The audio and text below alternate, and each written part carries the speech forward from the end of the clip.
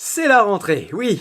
Youpi! Et l'été a été particulièrement agité en termes d'annonces et de prévisions en tout genre. Et moi, de mon côté, j'ai regardé tout ça de loin, de très loin, oui, parce que j'ai préféré profiter pour être en parfait état pour la rentrée. Et aujourd'hui, je te propose, ensemble, de passer en revue toutes ces roues qui ont été annoncées. Et si je fais cette vidéo aujourd'hui, c'est pas tant pour parler de choses que j'ai pas encore testées, mais pour te dire que si tu cherches une roue, que pour le moment, tu te sens pas vraiment concerné par ce que propose le marché, et que, accessoirement, tu peux un peu patienter, alors tu seras peut-être heureux de trouver dans ces nouvelles propositions chaussures à ton pied.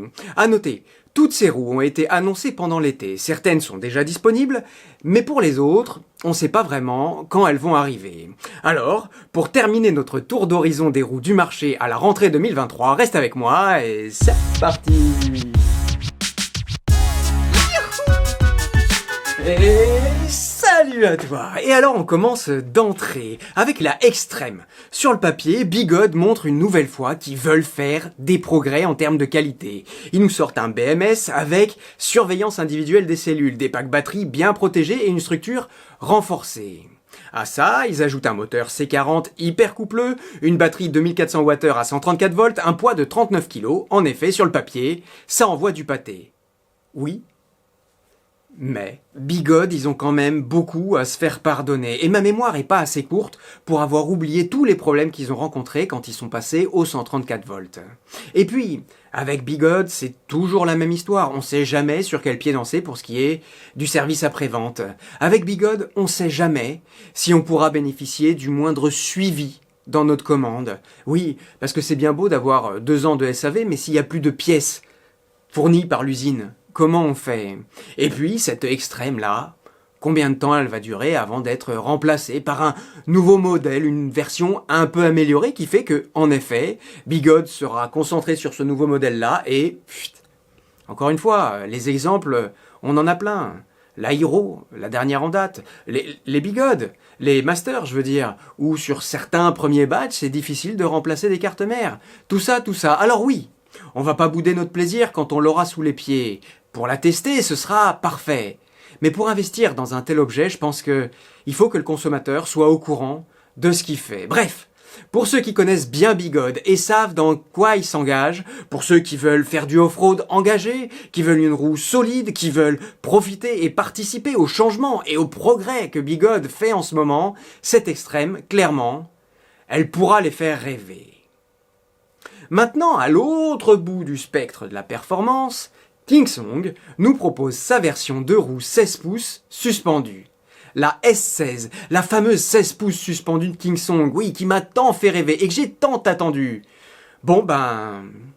voilà, elle est annoncée. Et on le verra avec la S19 dont on va très bientôt parler, mais j'ai l'impression que Kingsong est raccord dans sa ligne. Ils nous font une belle gamme, bien étagée et plutôt lisible. Oui, ils ont pris la super béquille et la très bonne suspension de la S22 Pro, mais aussi sa poignée avant et son trollet très moyen. Ils ont mis 1480 Wh de batterie à 84 volts. Oui, en 2023, on pourra dire que c'est un peu léger. Et puis un moteur de 2800 watts. Mais toujours et encore un poids trop lourd pour être la roue suspendue urbaine qu'on attendait. Et franchement, à ce sujet, je commence à être un peu désespéré. 33 kilos, ça fait lourd à porter dans les escaliers.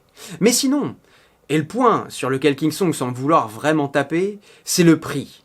Oui, de 2000 dollars annoncés. Oui, il parle en dollars et pour nous ça a une importance parce qu'on ne sait pas comment ces 2000 dollars vont être taxés.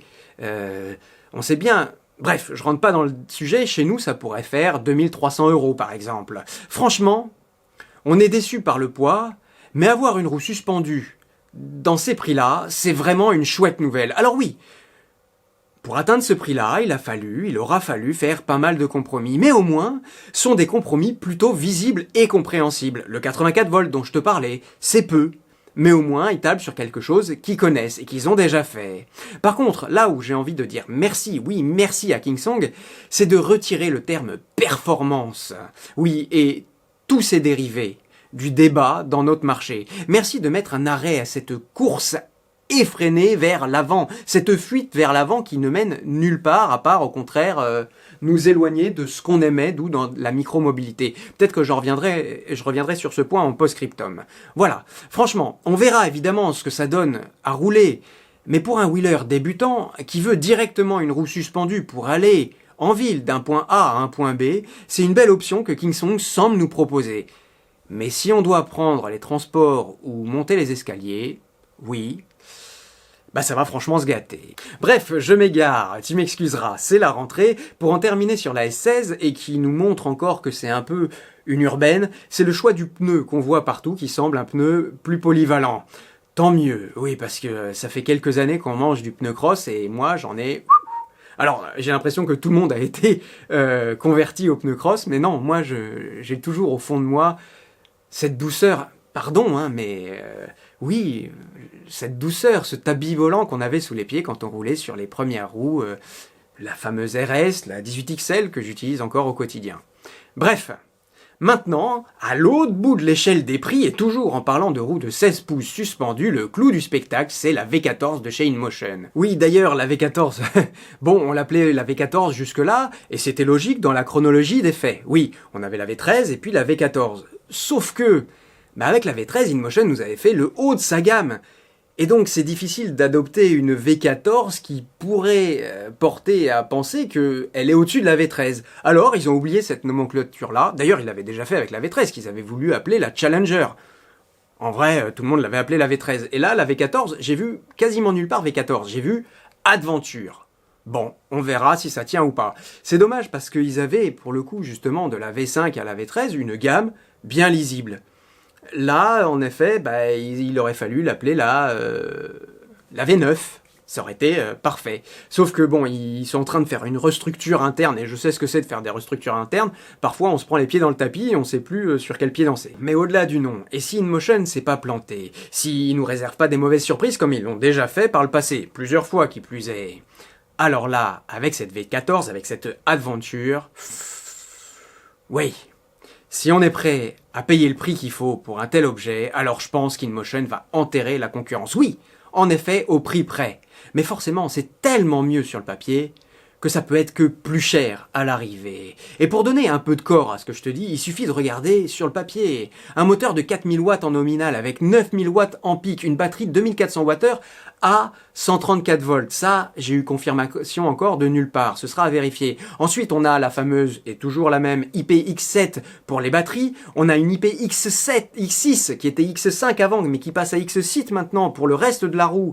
On a une charge maximum à 16 ampères. Tu te rends compte de ce que ça veut dire en termes de tout ce qu'il y a à l'intérieur. Et un amortisseur progressif qui fait que on aura une roue molle pour les petits défauts et une roue dure pour les gros défauts à absorber. On a le phare avant que maintenant on connaît, qui fait référence chez InMotion, la reprise du contrôleur Raptor qui a fait ses preuves sur la V13, bref, vraiment une roue qui promet. Si j'avais un petit point un peu négatif à signaler, au point où j'en suis dans ma connaissance de cette roue-là, c'est qu'ils ont l'air d'avoir mis de côté leur écran qui marchait pour le coup plutôt bien et qui était bourré d'informations très pratiques qu'on avait tout en même temps, en baissant les yeux sur la roue. Ça, c'était génial. Avec la V13, InMotion nous avait prévenu qu'ils avaient fini de rigoler.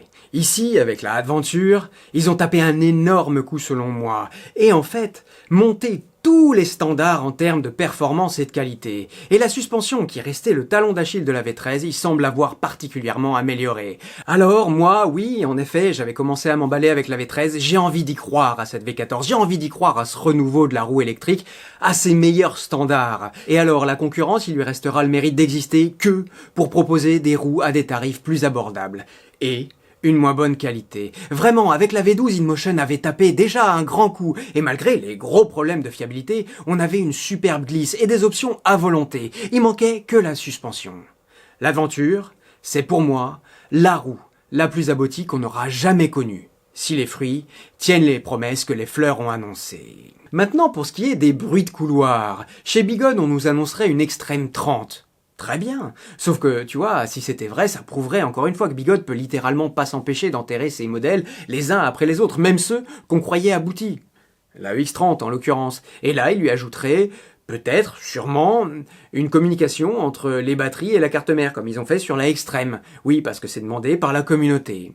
De son côté, Vétéran bosserait sur une Sherman S à 134 volts. Mais là, on n'a vraiment rien de très concret. Enfin, il y a une roue très attendue et dont je te parle de loin en loin, une forme de serpent de mer qui fait quand même office de belle cerise sur le gâteau depuis quelques années à chaque fois que je te parle de roue en développement. Notre fameuse roue fabrication 100% française. Et évidemment, c'est une personne toute seule dans son atelier qui a pris le pari fou de tout fabriquer de A à Z et de distribuer. Et forcément, ça prend du temps. Mais il continue d'avancer, alors moi je continue de t'en parler. Et franchement, à chaque fois que je parle avec lui, il continue de me faire rêver. Oui. Et il avait pris tellement d'avance au départ sur ce que les autres marques nous proposent que même toutes les améliorations qu'on voit et qu'on a vues ces derniers temps lui font pas peur. Pour te dire, et pour le citer, il me dit « Tant que les fabricants resteront dans la direction dans laquelle ils sont, mon projet sera toujours encore plus d'actualité. Alors, rendez-vous l'an prochain pour continuer à en parler. » Enfin voilà. Moi, j'en ai terminé sur ce tour d'horizon des roues qui vont arriver sous nos pieds. J'ai pas parlé de la S19 parce que franchement, elle devrait arriver très vite dans l'atelier. Donc pas besoin de faire des supputations quand on aura très vite des réponses à donner. Allez, maintenant c'est à toi de jouer. Tu sais ce que tu peux faire. Tu peux liker et partager cette vidéo pour la faire exister sur les réseaux et tu peux aussi penser à t'abonner pour ne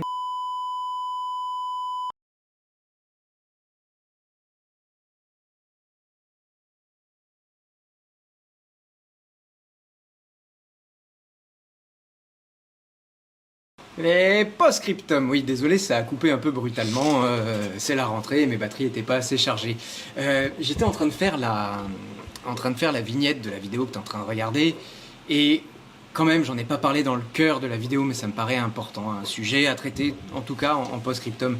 C'est quoi cette histoire avec le orange là? Alors avant, InMotion, il avait tapé le orange, et puis Kingsong a suivi, puis maintenant c'est Bigod. Je trouve que ça dévoile un grand manque, alors attention, hein, je vais pas juger parce que je ferais pas mieux à leur place, mais un grand manque de spontanéité et de nouveauté, quoi. Alors maintenant, quand il y a l'année dernière, c'était pareil, c'était l'année des 18 pouces, ou des plus grosses, il y en a un qui a sorti sa grosse, puis la deuxième, puis le troisième, et en fait, voilà, il y a très peu de nouveautés dans ce marché. Ouais, je trouve ça vraiment... alors peut-être, oui, c'est parce que on pourrait dire, pour les défendre, c'est qu'ils sont à l'écoute de la communauté. Mais c'est pas vrai, ils seraient, si tant est qu'ils le soient, ils seraient à l'écoute d'une certaine communauté, mais les autres, pas. Donc je trouve ça dommage. Il y a Bigod, tu vois, avec encore une fois tout le mal qu'on peut dire d'eux. Il y a qu'eux qui font preuve un peu d'imagination. Parce qu'ils peuvent se le permettre, parce qu'ils sont plus petits. Alors, d'être tout petit, ça présente des gros désavantages, c'est sûr, hein, et on le paye, et j'en ai encore parlé dans cette vidéo, mais ça donne beaucoup plus de flexibilité. Et il n'y a que d'eux, finalement, qu'on peut attendre des surprises, même si après on va se plaindre en disant « Ouais, ils font des... » D'accord. Mais voilà, ce qui m'a marqué là, ce qui vraiment m'a sauté aux yeux, c'est ce manque absolu d'originalité de toutes les marques, et du coup... Je trouve, moi, qu'on a un marché qui perd franchement en saveur. Oui, je me suis enflammé sur la V14, sur la Adventure, mais en vrai, attention, il faut que je pèse mes mots, mais j'ai l'impression que c'est juste le mieux qu'on puisse avoir. Enfin, je veux dire, on n'a plus que ça pour s'enthousiasmer, quoi. Il y a quelques années, et je veux pas sonner comme un vieil abruti pour pas dire autre chose, un mec qui est un peu... Mais... Je trouve, oui, clairement, qu'il y a... Voilà, on a un marché qui manque clairement de saveur. On est obligé de s'extasier sur des trucs qui sont pas extasiants, quoi. Alors que la roue électrique, en soi, c'est fabuleux. Il y a un autre truc, je t'avais dit que j'en reparlerais, et c'est peut-être un peu lié, c'est que pourquoi moi, je vais me parler pour moi, pourquoi je suis tombé amoureux de la roue électrique au départ? C'est parce que pour moi, c'était le meilleur moyen de micromobilité qu'on avait. Si c'est pour aller vite, si c'est pour aller loin, et je suis le premier à être content de pouvoir faire 200 km en une journée sur une Master Pro, mais en vérité, à ces prix-là et tout ça, c'est quoi l'avantage qu'on a par rapport à une moto?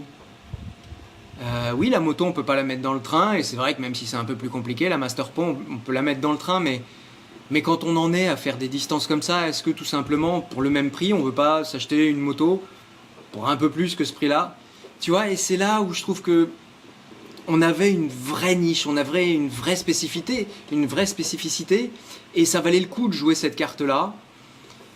Et bah, je trouve que voilà, ça s'est aplati, ça s'est affadi. Et oui, maintenant on peut aller très vite sur une roue, on peut aller assez loin sur une roue. Bon, écoute, comme tu pourras le voir, je suis moins enthousiasmé. Je veux pas commencer l'année, j'aurais voulu ne pas commencer l'année comme ça, mais à un moment, si je fais des post-scriptum, c'est aussi pour être honnête avec toi. Je suis de moins en moins... Ah, oui, je te dis, maintenant, le seul projet qui me tient à cœur de suivre, il y avait la V14, c'est vrai que ça... Mais c'est la fameuse roue française, j'ai hâte de voir. Mais attention, hein, c'est vraiment pas pour demain, c'est même à peine pour après-demain, donc... voilà, je suis très attristé en fait de voir que l'histoire de la S16 là où je me dis qu'on n'aura pas plus bas dans la roue électrique des prochaines années. Euh, voilà, c'est peut-être de notre faute, hein. On a voulu des compromis, au contraire, on a voulu tout plus, plus, plus.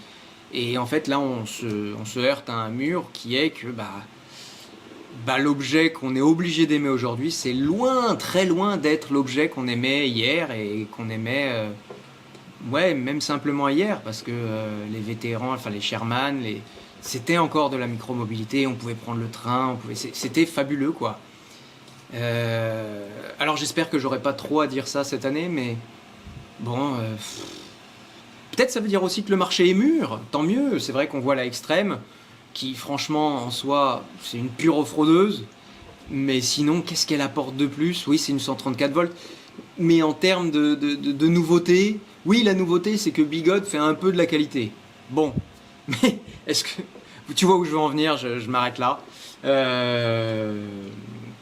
Bon, les vidéos à venir seront plus gaies que ça. Voilà, allez.